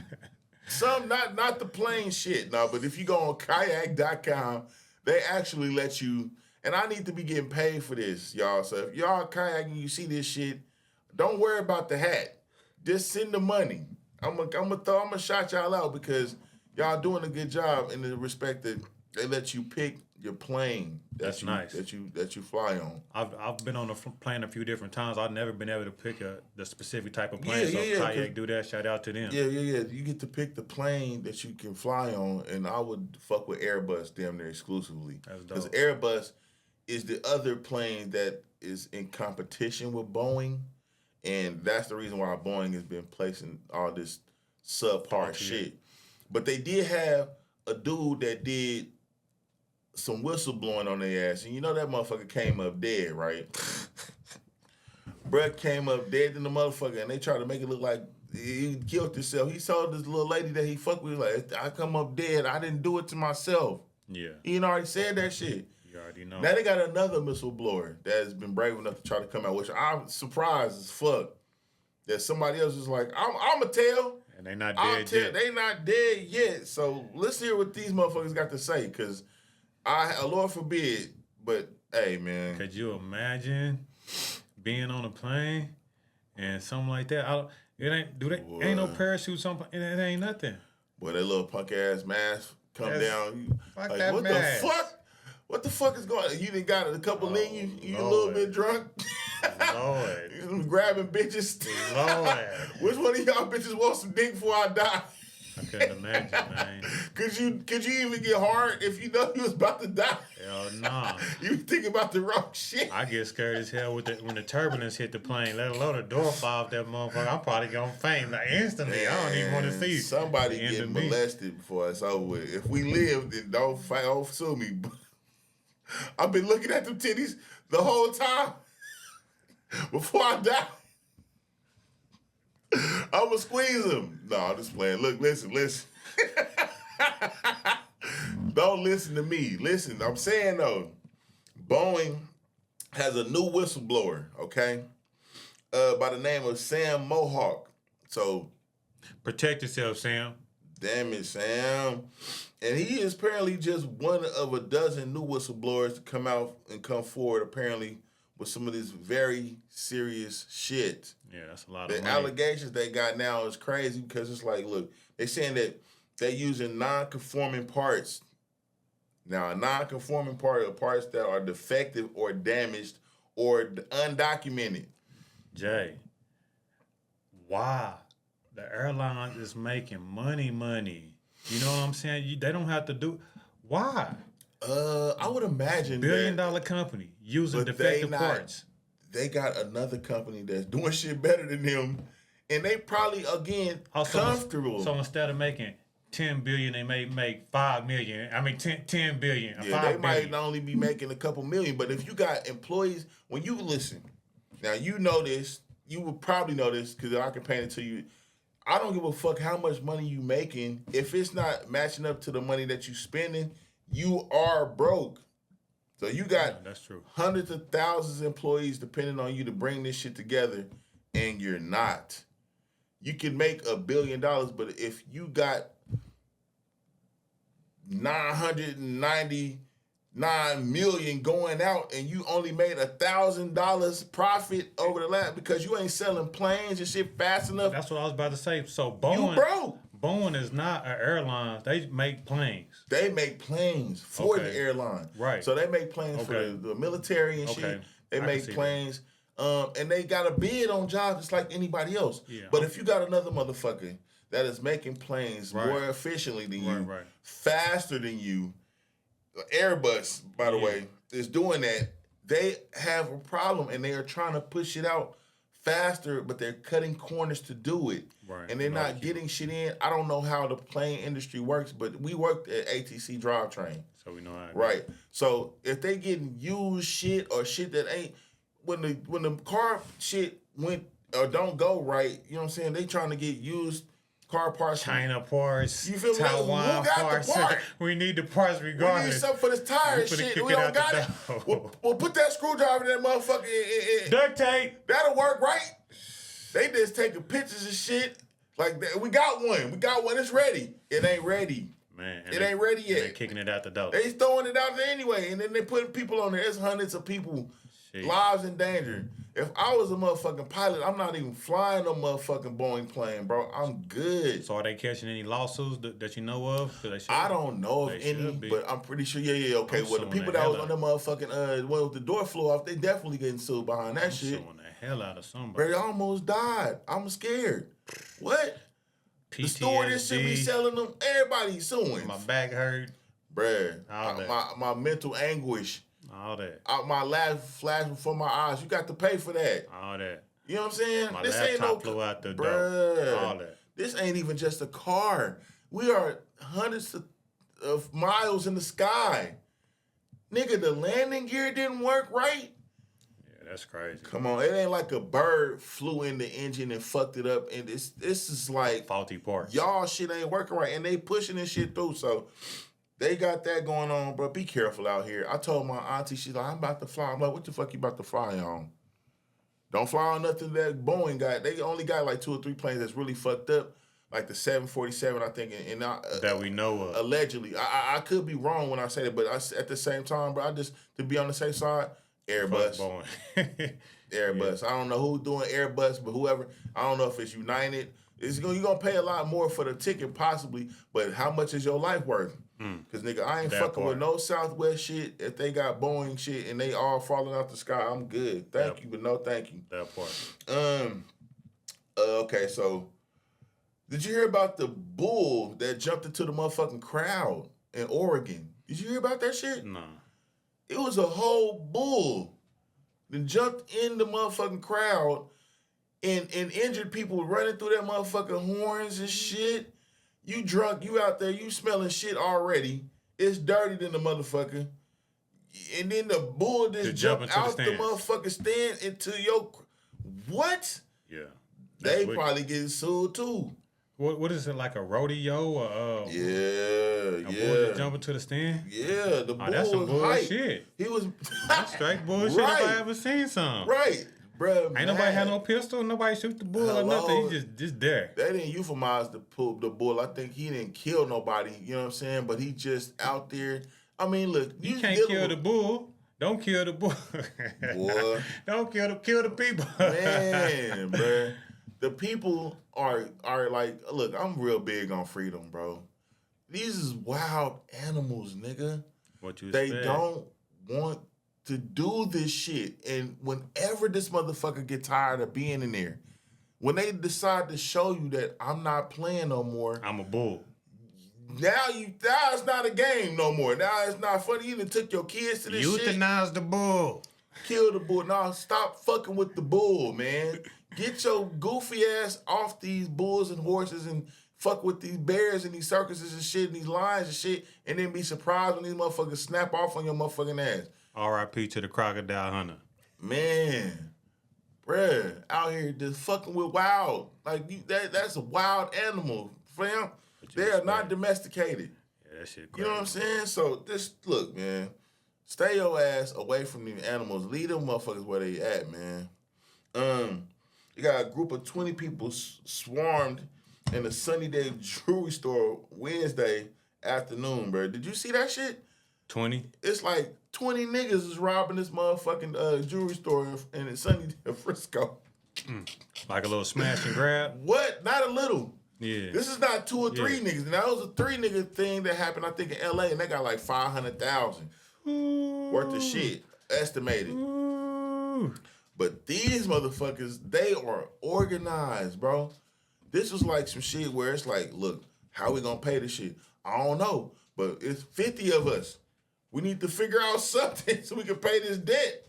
We owe the mob some money. Yeah. So they like, well, shit, we could just go in this motherfucking jewelry store, dumbass deep with all black on the mask and grab whatever we can. They cleared these motherfuckers out. Man, I don't even be mad at that type of stuff because those places, they be having the insurance and stuff like that. I'm not promoting to be robbing nobody or nothing like that, but, you know, I mean, if you ain't got the proper preparation in place and somebody come through and do that, hey, yo bad. Because people out here hurting. It's the same thing with people out here walking around with $1 million chains, you know what I'm saying? $30,000 watches, you know what I'm saying? Like, I don't promote none of that. So if you get caught lacking, you're lacking. Bruh, it's hungry out here. It's hunger out here. It's thirst out here. It's motherfuckers that don't got it, bro. You out here tempting the wild again because, bruh, it's like these motherfuckers is not necessarily in no zoo. You in a place like Frisco, listen to me. Motherfucker paying $20 for a burrito, bruh. $20. So you think they ain't finna snatch a 30,000 chain? Bruh, that shit is over with. There ain't even nothing to think about. This shit is 1:30 in the afternoon they did this shit. Broad it wasn't daylight. that night. Broad daylight. They did that shit in less than 2 minutes. We want everything. All of it. Sheesh. The chunky shit, the little bullshit, all of that shit. I wonder how you get off of shit like that though. You can't you gotta bust it down and kind of sell it stone by stone or something. You know what I'm saying? It don't It's even. a way. I mean, I'm pretty sure. Yeah, they probably just. You know what I But mean? anyway, they had to have somebody on the black market fucking with that shit. Right. Somebody about to be buying hella black market rings and diamonds and shit. Because it's going to go. But it's just the fact that you cannot get comfortable out here thinking that shit is sweet. These motherfuckers said, fuck it, it's worth the risk. If they wrap their faces up and put on clothes that you can't notice who they is, and they so deep that you can't stop them, fuck trying to steal some shit from a motherfucking Walmart or Big Target or TV and shit like that. We get this jewelry, and it's good that they didn't go in no motherfucking pawn shop and steal no whole bunch of guns and shit, because that's probably what's gonna be next. Not to give nobody no idea. But I'm just saying the fact that, you know, when it's real out here. It's real out here. And I done did a whole lot of, I done did worse shit for less. You feel me? In my heyday. You know what I'm saying? I done did a lot worse for less. So if you out here tempting the public, tempting savages, tempting the public, and you ain't ready, then you get what you got. I hope you got insurance. I don't want nobody to lose their life or nothing like that. But if you're gonna be selling thousands, millions of dollars worth of anything, man, just be ready because people watch it. I mean, like I said, you in a city where it's like the cost of living is crazy. I think the motherfucking minimum wage just went up to like $20 an hour, which that sounds good on the outside. Right, but for a business owner and all these other motherfuckers, like, I gotta let some of you motherfuckers go. I can't afford to keep all of y'all. We ain't making enough money. Oh, but you're a $1 billion corporation. This is a $1 billion corporation, but it ain't $1 billion going through this motherfucker. Straight up. We only sold this much, and we got to pay out this much. So, Johnny and such and such, you got to go. It's like, oh, okay. Well, we got to go. Well, something is gonna have to give. And you know, when you in a large city like that, like New York, Miami, you know what I'm saying, Frisco, LA, if you a business owner and you selling extravagant shit, you should be ready for what comes. Because these motherfuckers is not playing by the same rules you is. And let's not forget, people be pulling insurance scams too. You know what I'm saying? Hello? A lot of this stuff, you know what I'm saying, you be seeing it's for the camera. You know what I'm saying? They in on it. Believe it. You know Inside what I'm saying? job like a motherfucker. Burning houses down, jewelry snacks, jewelry stores, car wrecks.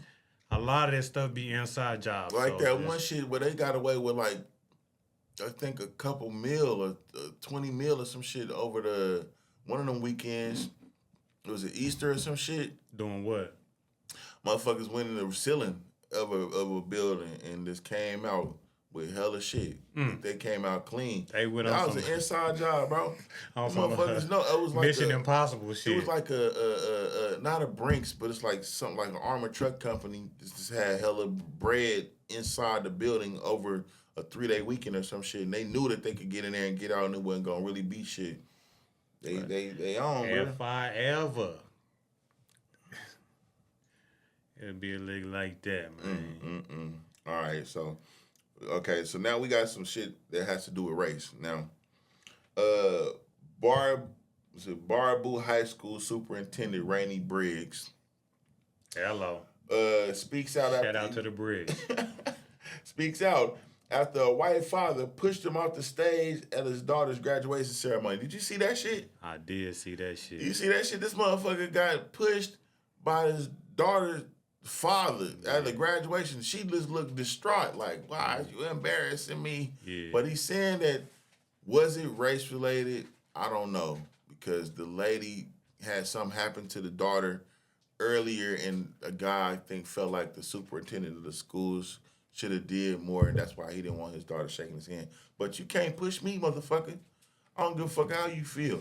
Man, don't put your hands on me. That shit is bogus as hell. If something happened earlier in the school year and your daughter is walking across the stage and you know he about to say, you should have did something way before. Hello? You know what I'm saying? It comes to graduation and then you want to jump up there, because I would have slapped the dog shit out that guy. Boy. I would have slapped the dog shit out of that guy. Boy. He come up there putting his hands on me. So, yes, it's race related. Regardless of what happened previously, you don't wait till the end of the graduation, because I would have slapped you on camera in front of the world. Like, what we doing now? What we doing? I can't believe it, bro. That's ridiculous. I mean, he did the right thing. He let the authorities handle it, but the right thing just seemed like some simp shit, bro. I can't.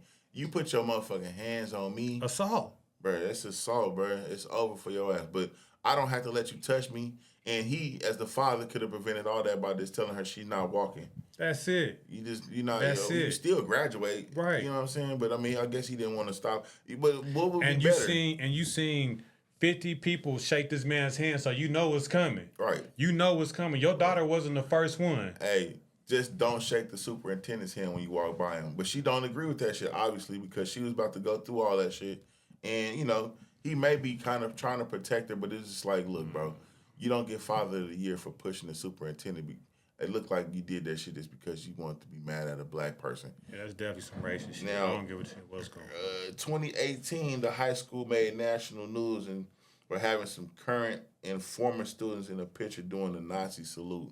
So that's just something that's, you know, to note that. Now, also we got FBI officials, they say Mark Adams Prieto planned to attack an Atlanta concert in an effort to start a race war ahead of the 2024 election. You heard about that shit? White dude was going to these different gun shows for like 3 years. The FBI was like checking with this dude and, you know, hearing him talk about making plans to start a race riot. He wanted to shoot some people up at a rap concert to start a race riot. But come on now. And he wanted that to happen in Georgia.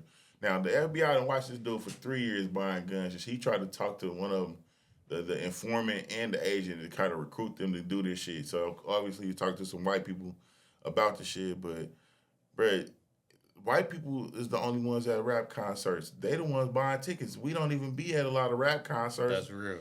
That's crazy that he thought that though. Like, you know what I'm saying? Because he obviously don't know nothing about rap. I mean, but what about the feds though for letting it go along for that long? Because if it was a nigga talking about shooting up a country concert, he would have been stopped 3 months. The first person he spoke to. I mean, but that's conspiracy. the feds. The feds, they gotta build a case. But that's a long ass case. If you come to a confidential informant and a regular fed and you say, "I'm planning," what else you need? Right.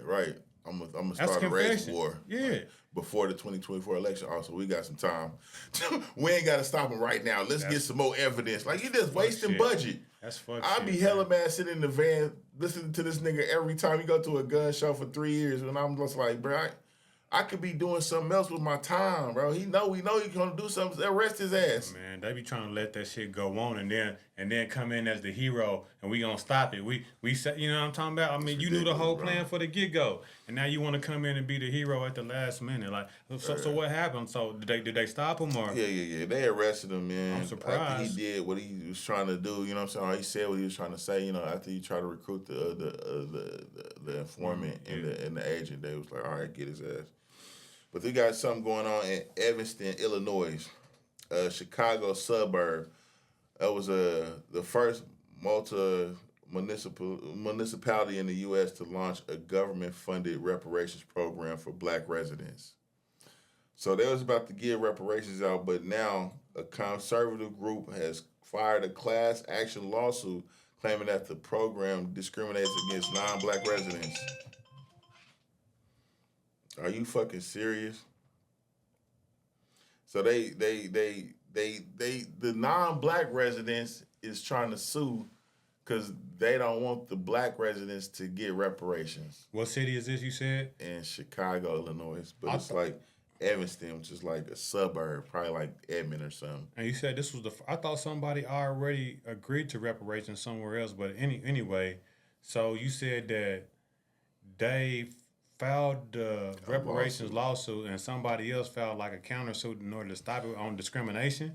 Yeah, they just saying that they discriminate. I mean, they just don't want to have black people get something that they ain't qualified to get, basically. But it's happening, bro. Is that what we have to look forward to is the question. Because I'm hearing Hispanics and Asians are saying that we don't want to have to pay black people for reparations. We didn't do nothing to them, but it's not because they're thinking about the tax situation. And I really just think that they don't want to have nobody over them. You know what I'm saying? They want to, if we don't get none, then we going to hate. So you can't get none either. You know what I'm saying? I mean, but why they didn't give the same energy to the Native Americans when they received reparations? And also, Japanese received reparations. I want to say Irish. There has been multiple groups that receive reparations, and I'm not aware of no fight from the other side to where they was just like, nah. And the thing is, reparations don't have nothing to do with no other race or group. Reparations is when you do a certain group wrong, and they prove that you done them wrong, and they need to be compensated for that. Whether it don't matter how, it can be land, it can be financial, whatever the case may be. Mm-hmm. So if a particular group is done wrong, another group shouldn't come in and be able to say, hey, what about us? It ain't got nothing to do with you. You know what it is. That's crazy. You know what it is, and it's really something that's kind of obvious, but it don't really seem like it's obvious. These other groups are scared that we gonna fuck they bitches. They been scared of that. They already scared of that, and we doing it broke. How much more are we gonna do it when we got more money than them? All these bitches' pussies about to be stretched out. All the way out. They ain't finna be able to go nowhere to get no vag, cause it's about to be bad. Hey, and they mad. I'm talking about mad. They hella mad. That may be the whole reason of racism to begin with anyway, because you know what I'm saying? Imagine the European stepping into Africa and you see everybody's shit hanging down to their knees and you coming like this. You know what I'm talking about? Of course, you got a reason to be Short mad. strokes. Off top. Yeah, you can't get nothing but booty hole. You know what I'm saying? You can't get no racism. You can't get no. You gotta hit booty now. You can't get man. You slapping on your women and everything. Don't look. Yeah. Oh yeah. I heard some Iranian women, Muslim women, say that in their culture, because we think it's just white that don't fuck with us like that. No, they all. If you fuck with a nigga, we're going to this. We're not going to claim you anymore. That's true. And it's because they like the fact that although they ain't swinging in the package department, you need money to live, bitch. You can't just get fucked. So, but if you got dick and we smooth and cool and we got money, there is no way these bitches is gonna even look at them anymore. They getting their style from us. You seen the white football player dude getting his hair cut like us? Absolutely. They getting fades and shit. You making a brilliant point right now. And to back up what you saying, imagine back in, and I hate to harp on the slave times or whatever, when we're talking about race relations, right? Mm-hmm. So imagine you getting killed, right? They kill you, maybe they whip you to death, whatever they do, they may shoot you, they may stab you, but you already dead, right? And then they hang you from a tree. And then on top of hanging you from a tree, and you already dead, they cut your dick off and then put it in your mouth. So think of the psychology behind that. You know what I'm saying? The psychology behind castrating black men once they already dead and then stick it in their mouth will tell you about the psychology of the people that's doing jealous. It. They having some type of insecurity about themselves you already dead. You already either hung or stabbed or whatever the case, and then they castrate you and stick it for everybody to see. Yeah. So that lets you know they got big insecurities behind that. Yeah, these women was out here. We think that the men was just out here raping women, but I heard the women was raping men too. Yeah. They was fucking up their relationships with these men. I mean, with these slave owners to fuck on their slaves. Absolutely. So they know that, and this I don't hate nobody, bro. I don't got nothing against nobody, but these is facts. They got stores. None of our shit. The black dollar does not stay in our community very long.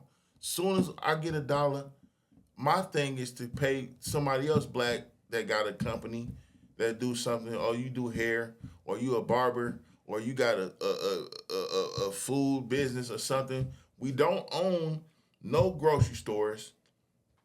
We don't own no food items, no canned goods, nothing. Everything we get, we pay it right out. And that's not by accident. That's by design. Absolutely.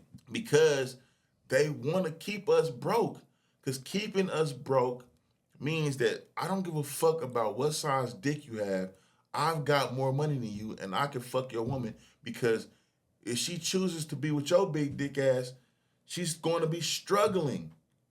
But if we change that shit, if we get even with them, that's a loss for them, because we don't need very much to thrive. Their whole job, government assistance and all, for all of you bitches out there on welfare, okay? They didn't give that to you as a favor to you. That's bait. They do not love you.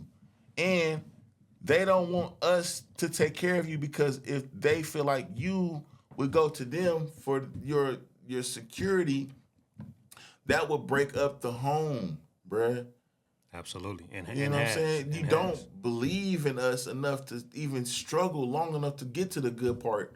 And I don't blame you for that, because women shouldn't have to struggle. You know what I'm saying? But it's that's where you get equity with a man, is to know that although I could have it easy right now, he know that shit. He you with him, but women, they not necessarily built to do no struggling, bro. That's why you as a man, you should get you a woman that's probably 7 to 10 years younger than you. Give yourself some time to get your shit all the way together before you get a woman, bro. That's real. Don't be trying to get no bride that's the same age as you, because she's going to outgrow you immediately. It's proven. That's why y'all arguing so motherfucking much. Y'all too close in age. She mature faster than you. It's like getting a size 12 when you a size 12. You still growing, bro. You need to get you a size 13 or 14. If you're a woman, you need to get you a man that's gonna grow. And you made a good point, and I feel like one of the biggest tricks, one of the biggest delusions that ever happened to you know what I'm saying, our people, right? Whenever you talk about after slavery and we was let free, right? So let me ask you a question. Once you let the slaves go, what are you supposed to do? What do you do then?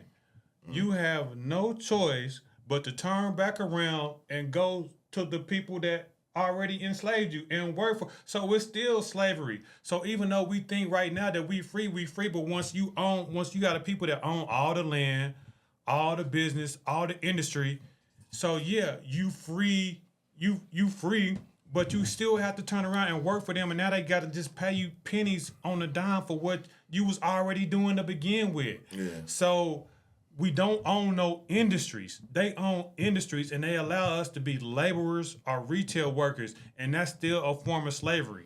So we got to think, we are not in no chattel slavery no more, but we are still in slavery, whether it be feudal slavery, indentured slavery, debt servitude, all these different servitude. Slavery is slavery. We're not talking about, because this is what black people like to say, we was the only ones in chattel slavery and it was worse.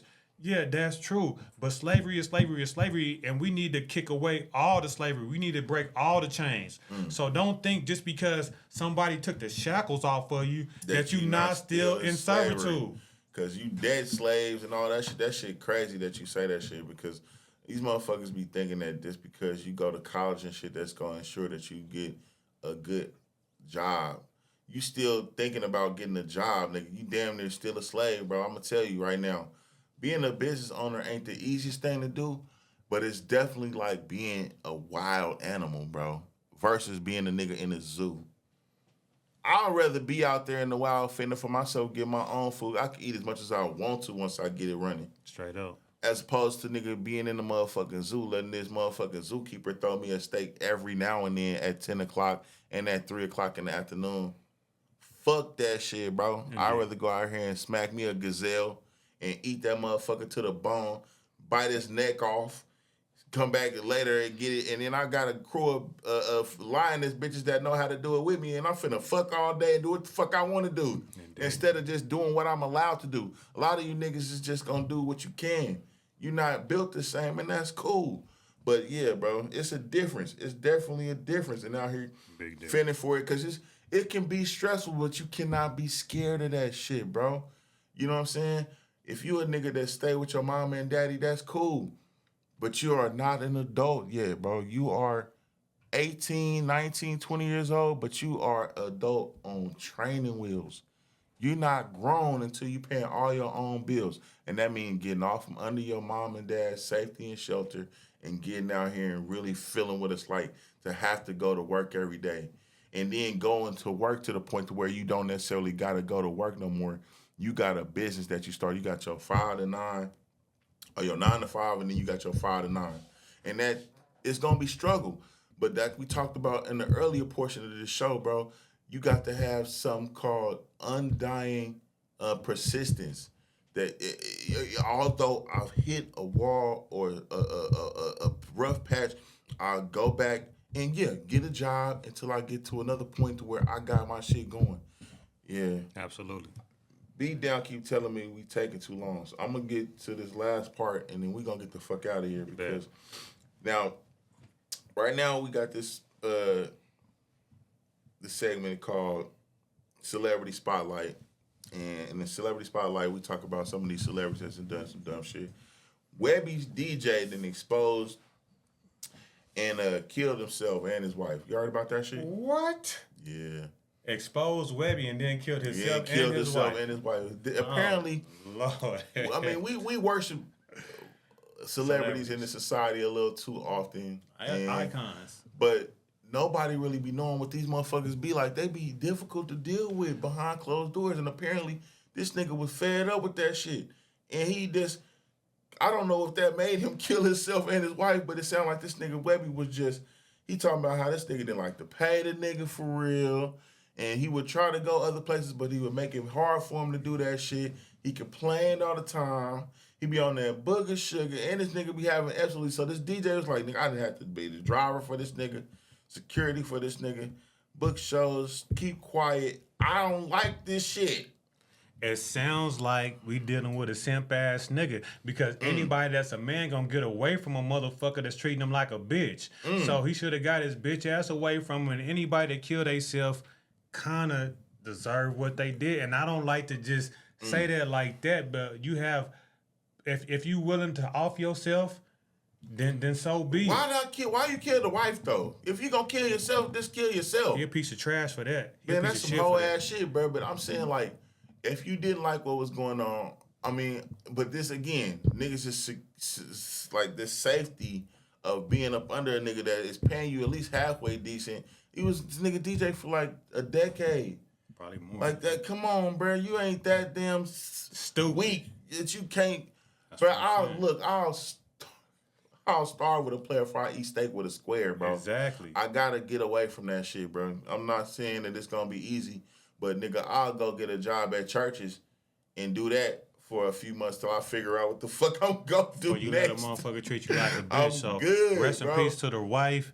Man, And sorry that, R.I.P. you know what I'm saying, old boy took his own life, but anybody that can take their own life, you know, deserve what they did to themselves. I don't feel sorry for people that do that unless they got some type of mental condition or something like that where they can't help it, then that's a different story. But if you just folding under the pressure, then your upbringing was fucked up, man. You know what I'm saying? You really not a man and ain't able to stand.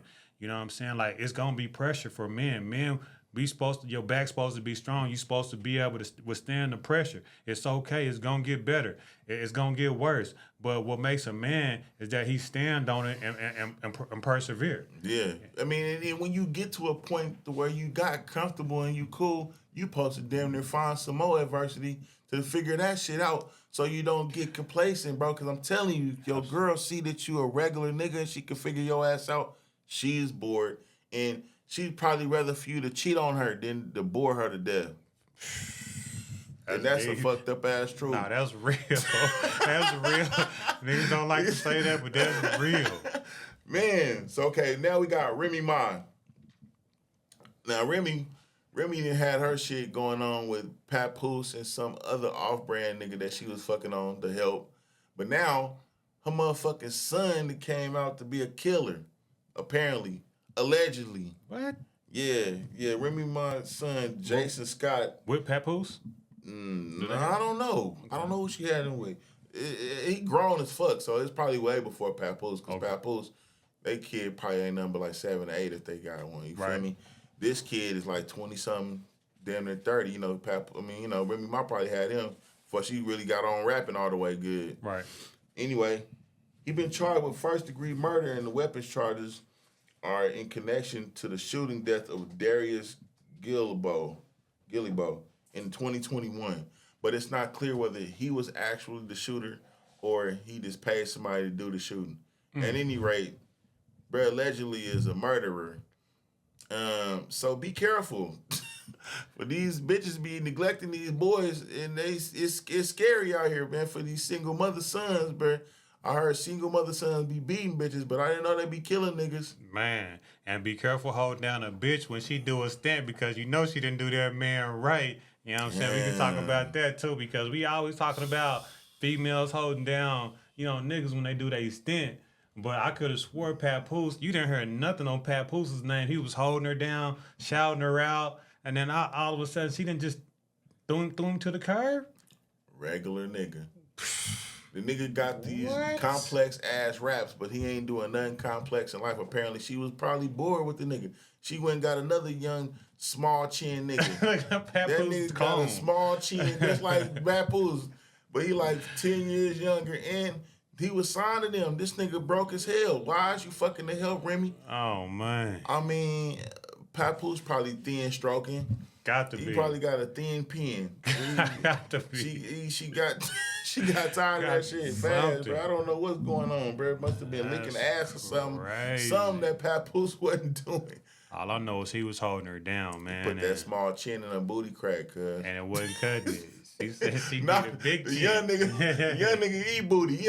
He ain't got no Papoose old school. He don't eat pork or pussy. Oh, he got to go. Oh, the young nigga eating booty, all that shit. He get down through there. Remy in the game. Yeah, Remy in the game. Anyway, man, Kendrick Lamar did a pop-up show. I didn't even catch that. Did you catch any of it? I caught a piece of it.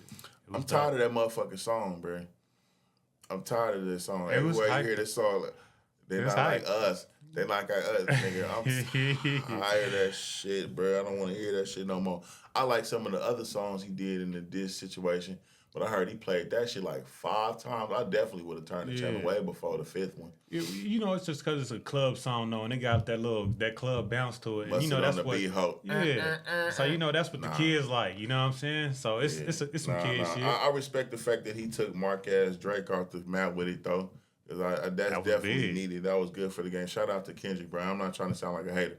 No. I don't like shit to get played out, fam. So, I mean, I'm in support of that. You know what I'm saying? Go ahead, bro. And that's just, yeah, but let's be honest. I mean, I feel like Kendrick said some real shit as far as just him being like, Drake is not like us whenever you just hear him. You know what I'm saying? Like, he is like... And I don't want to hear you say nigga no more, Drake. You feel me? I don't. So, he is a other, but he just good at rap. You know what I'm saying? Is he though? Because it's always been suspected that nigga been having ghostwriters. That shit is not respected to me, bro. That is confirmed. You're not an R&B singer, nigga. Now, if you was doing R&B, and that's still kind of weird that you like can be in certain genres and like another nigga doing your art for you is acceptable. But you a real individual. You really doing... I mean, it's like for these niggas that's you letting AI write their books or AI write their scripts or AI do it. I mean, I ain't got nothing against AI. You know what I'm saying? I'm just saying, like, you niggas is just unoriginal, bro. If you that unoriginal that AI can write a rap for you and you feel like, yeah, that's cool, that should say something about you. Like, damn, that shit sound like something I would say. Nigga, you're regular. Definitely. But the thing, I give him slack. I give him slack, but I don't give him slack. It just depends on how you portray yourself because this is the entertainment business. You know what I'm talking about? Business being the key word, though. You know what I'm saying? And entertainment. Because you got to be entertaining. So, you know. But it's like way easier to entertain these motherfuckers nowadays, bro. Y'all niggas is simple. That should tell you something. Because you listen to a Wu-Tang song, nigga, ain't none of them niggas could be nothing AI about what the niggas had coming out their mouth. Exactly. Perpendicular to the square. Straight up. Like, what the fuck that nigga said? Straight up. Like, it's just, I get bored if I hear an artist that's saying shit and I can tell what you gonna say before you say it, bro. Your shit basic as fuck because you rapping cat with hat and slack and slap and rat and tap. Turn that shit off, nigga. I need some shit. That's why I'm saying you niggas need to read a book. Can you use words like scrupulous? Straight up. Inconspicuous? Absolutely not. Tentacles? Yeah. But Pinnacle, anything, nigga. I think he did good though for bringing that out because I think he was just using a lot of artists to get himself notoriety and get himself money. But it was good for Kendrick to just kind of expose him on that level. Like this dude is a Canadian square. He really Jewish and he just perpetrating using the black culture. Goofy ass nigga expose y'all because he got some bread and this nigga a pedo lightweight, bro. Feel me? You tripping, bro. So that was Get your good. ass up out of here, nigga. That was good. Anyway, not like Kendrick,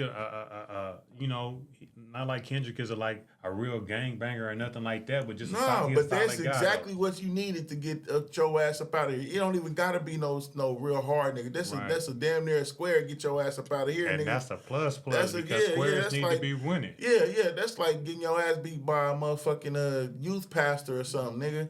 That's you didn't get your needed. ass beat. That's needed. Nigga got his shirt buttoned up all the way and it tucked in, and you got whooped. Get the fuck up out of here, nigga. You can't.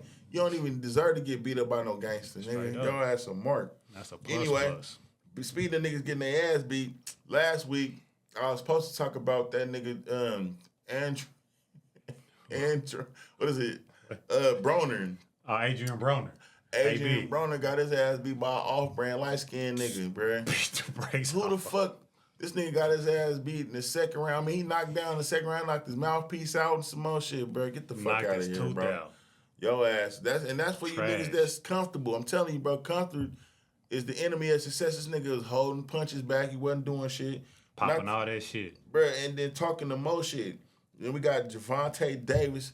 He went in there and he got with dude. I mean, I heard little bro was hanging with him the first couple rounds or whatever. But at the end of the day, bro, you not like us. You not holding on to shit, bro. Absolutely. I don't know if it was the Braves.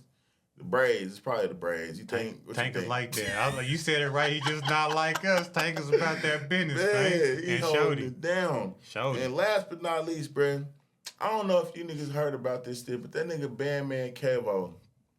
Now this nigga done got some leg extensions or something, bro. What the fuck is this nigga going on? This nigga said he's 6'8" now. When he was what? 5'8". Damn. So you got a 12-inch extension? Man. That's equivalent to a BBL, ain't it? That's what they calling it. He said BBL. I'm like, did this nigga get an extra rib installed in his torso? That's what I'm saying, but hold on. Because he got this little body cast on. He got to keep on for 3 months. He said he got to drink this juice or he'll get shorter. That's what I'm thinking. So I'm thinking, how you gonna extend your torso? I can see you putting some shit on the bottom of your feet or putting some stuff inside your joints, but he actually made his torso longer? Ugh. How you do that? What did you do? I think that nigga He got an extra spinal cord, extra spinal disc. This nigga put some knee lengthening. That's what I'm saying. That's what I'm thinking, that his legs gonna be long, bro. and his torso still gonna be short. Bro, you should have just got, I don't know. Like, what is you trying to make up for, bro? Because if you got pipe game, you ain't really tripping off how tall you is. 12 inches? 12 inches of height. Why would you even want to be 6'8"? Wow. I'm 6'5" and some change, nigga. It's annoying, nigga. I can tell you right now, it's not fun. It's not all bad, though, but it's just like, nigga, for niggas that's my height, bro, small dogs and children are an irritation. Not because they irritate me, but they just so far down. Nigga, if I drop some change, if it anything less than a quarter, it's just down here. It ain't worth it. I don't give a fuck. I mean, I keep a nigga about 5'4" around me so he can pick up shit like that for me and take care of my lightweight. If you a nigga that you got to be 5'7" or 5'8" or better to even talk to me, nigga. Straight up. I don't even want to talk to a Napoleon ass nigga, so I just don't understand what this nigga doing, bro. And I guarantee you, he still get his ass beat because a nigga that's 5'8" is still not really built like that in real life. What you about get an extra 12 arms? inches. Your arms ain't longer. That's what I'm saying. You still got the T-Rex arms. Your body and your arm length is supposed to be symmetric to each other, bro. And you got some 5'8" nigga arms with a 6'8" nigga body. Still can't fight. You look weird. I don't give a fuck how strong. Stupid. And a nigga don't. Hey, and shout out to my nigga dude for bringing his mustache with him. My nigga brought that motherfucker today, bro. Cause I used to be like, bro, please, he got it. Cause that nigga Bandman Kevo don't. And this is nasty. I don't understand. He didn't get no implants. I grew this, mama. No. We don't do no implants around here, bro. If you don't got no hair on your head, fine. Shave that shit off. Grab you one of these hats and sport that motherfucker. But if you can grow some hair, grow that motherfucker. If not, then just fuck it. It's cool. You know, my nigga is smooth with no mustache. He was cool. He was still getting work. You know what I'm saying? But man, Kevo can cut his mustache off. His lip really too big to be doing that kind of shit. And, I mean, he got money. I get it, bro. I'm not trying to clown. I know you rich and all that shit, but that just sound like a waste of budget, bro. You could have just, you know what I'm saying? I don't know. Keep buying shit that you can actually, like, get rid of. Like, if this height shit don't work out, you just gonna be a tall for nothing ass nigga. You not finna go to the NBA and nothing with that shit. You just wanna be taller than everybody. That shit kind of lame. He tired of looking up. He tired of bitches getting pumps and disrespecting him. Like, bitch, don't be disrespecting me in public. Man, I'm Bandman Kevo. That nigga was mad, bro. Super simp. So that's all I got as far as that. Now we got these two last things, and I'm sorry, this is a 2-hour show. So I hope y'all is fucking with it. Let's do this. Weirdo of the week. This is my segment I like to call Don't Be a Weirdo.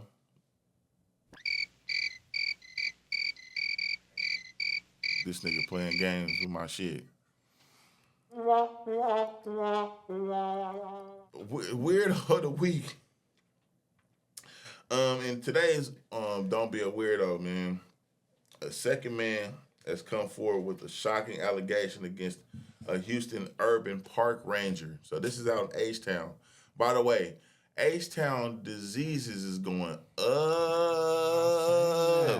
They up. So cover your bone, bro. I'm pretty sure it's because it's a lot of people moving out there from different areas, and different regions have different diseases. But if you came out from, because there's some bad motherfuckers in Texas, bro. I'm just gonna tell you that. And they probably just not really worried about covering their bone like that, thinking that it's he look clean. No. They got this new shit out there. Some new what is it? Not chickenpox. Damn, it's another sexually transmitted. Is it wingworms? Something is out there. Some new shit. Look, watch out, bro. But anyway, this park ranger motherfucker is a man by the name of Joey Lamar Ellis. He's 33 years old, and he basically demanded either this man give him sex or cash to avoid being arrested in Cullen Park. So this dude is raping dudes. That's in Texas? Said the man who asked not to be identified says Cullen Park used to be a place where he could go to run and work out, but now it just triggers memory of not one but two series of traumatic events that he still finds hard to believe. Wait, so this nigga didn't got approached about this shit 2 times? He said, you already know what it is. You know the drill, nigga. You gonna suck something or pay. What you gonna do? And, he like, this is like traumatizing, like my life would never be the same ever, you say. But anyway, now the weirdo you gotta watch out for the police. The park rangers. Police. That nigga got raped by a park ranger. That's crazy. Motherfucker pushed up on him with the short shorts and the badge on, like and the long socks. Give me that duty. Like, how you get raped by the park ranger, bro? And some braids. That nigga is a thug with it. Nigga, he gave him that thuggish, ruggish bone. Man. This nigga gave him the thuggish, ruggish bone. Like, hey, man, you gonna suck my dick or you gonna pay me, man? Because if you don't, nigga, you going to... Where does the park rangers niggas take you? You don't go to jail, do In the you? woods. That nigga had your ass in park jail. In the tent. In the tent with your legs spread eagle. Boy, you must have looked That funny nigga as liked hell. that shit. If you got raped by a park ranger, you probably deserved it. You probably out there running like this. And he pushed up on you like That shit. He nigga ain't like even that do nigga nothing had no way. on some fake Gucci sandals on there. That nigga ain't standing on shit, bro. Ask for it. That nigga liked that shit. But anyway, you still weird, nigga. The nigga that did that, Joey, you the weirdo of the week, bro. Stop that shit, bro. And with the STD rates and shit, y'all got to get off that club culture and shit too, because that's a lot of things. That's one of the main reasons that be spreading a lot of these STDs. Is you in your 30s and 40s and you still hitting the clubs every day and trying to hit as many bitches as you can on a regular. You the one that's driving up that STD rate, man. You and these kids too. Wow, You know what I'm saying? because That your club ass just tired of jacking off. So you trying to feel something hot, bro. Just stop, bro. Stop playing. That shit feel good. You know how it feel. Hopefully you done had some before, but a lot of you niggas don't even start getting pussy till after you graduate high school and you done been out your mama house or you just still in your mama house and you can't wait to fuck somebody raw, bro. That shit is crazy, nigga. Stop that shit. Now, this next segment is called Who Got Active?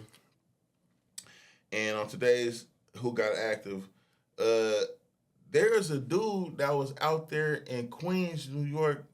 It was a nigga from, I think he was from Ecuador. So he was like one of them immigrant dudes that just came out here. But Jeffrey Flores and Angela Soretti and the entire Queens community got active on this man for raping, I think, a 13-year-old girl. As they should. Yeah. NYPD officials say Christian Giovanni Inglandi, a 25-year-old. Enrique Iglesias, I would have beat his ass too. You know that? Bruh. No? He was... This motherfucker was broke. He was broke because he riding around on a bike.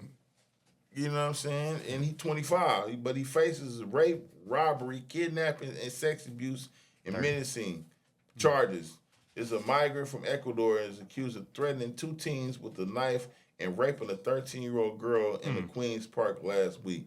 So it was a boy and a girl. I don't know he raped the boy or not, but he definitely raped the girl, and they got on his motherfucking ass. So, I believe that the people can take justice into their own hands with shit like that. So I hope the people that got active and got on him, I hope they don't catch no charges, because the people need to do some self-service justice to people like that. You shouldn't always have to go to the police. Now, I know things can get out of hand that way, but if somebody raped one of my kids, I'm ready to go to the pen about it. Everything, bro. It's over with. But I mean, you know, it's just one of those things, bro. You in a country where we don't favor that shit. I don't know what's going on in Ecuador, but we not feeling that shit out here, bro. You can't just rape nothing. You know what I'm saying? So y'all niggas stop that shit for your ass get beat by something other than the police, because you gotta look out for everything around this motherfucker, bro. Them motherfuckers definitely not like us. But this has been another episode of R&R, bro. We gonna wrap things up, man. Follow me, like, subscribe. It's Jamerson Ballard on all platforms, and follow my man Due Diligence on what was that again? Intelligent Design on YouTube.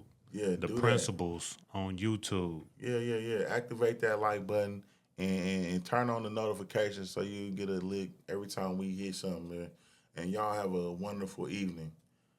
Hasta luego.